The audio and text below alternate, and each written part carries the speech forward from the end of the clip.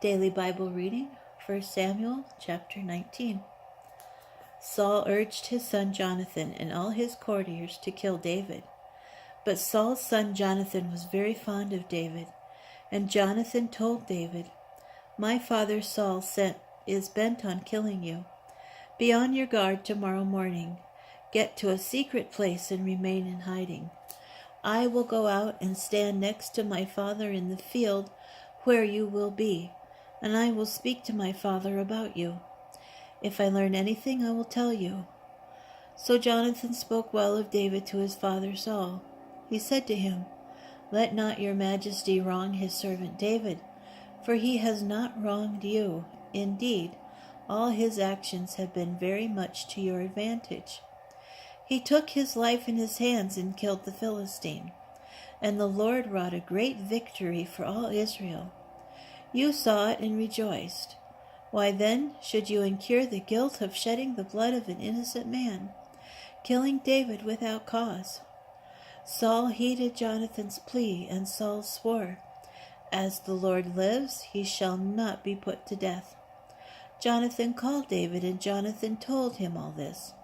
Then Jonathan brought David to Saul, and he served him as before. Fighting broke out again. David went out and fought the Philistines. He inflicted a great defeat upon them, and they fled before him. Then an evil spirit of the Lord came upon Saul while he was sitting in his house with his spear in his hand, and David was playing the lyre. Saul tried to pin David to the wall with the spear, but he eluded Saul, so that he drove the spear into the wall. David fled and got away. That night Saul sent messengers to David's home to keep watch on him and to kill him in the morning. But David's wife Michal told him, "Unless you run for your life tonight, you will be killed tomorrow." Michal let David down from the window, and he escaped and fled.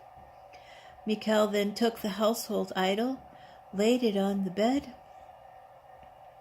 and covered it with a cloth, and at its head she put a net of goat's hair. Saul sent messengers to seize David, but she said, "He is sick."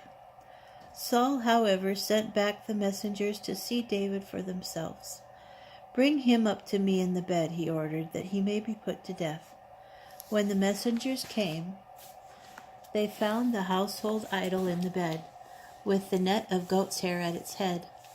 Saul said to Michal, "Why did you play that trick on me and let my enemy get away safely?" "Because," Michal answered Saul, "he said to me, 'Help me get away or I'll kill you.'" David made good his escape, and he came to Samuel at Ramah and told him all that Saul had done to him. He and Samuel went and stayed at Naioth. Saul was told that David was at Naioth in Ramah, and Saul sent messengers to seize David. They saw a band of prophets speaking in ecstasy, with Samuel standing by as their leader. And the Spirit of God came upon Saul's messengers, and they too began to speak in ecstasy. When Saul was told about this, he sent other messengers, but they too spoke in ecstasy. Saul sent a third group of messengers, and they also spoke in ecstasy. So he himself went to Ramah. When he came to the great cistern at Seca, he asked, "Where are Samuel and David?" and was told that they were at Naioth in Ramah.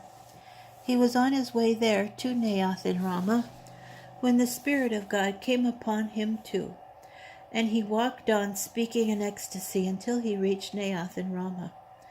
Then he too stripped off his clothes, and he too spoke in ecstasy before Samuel. And he lay naked all that day and all that night.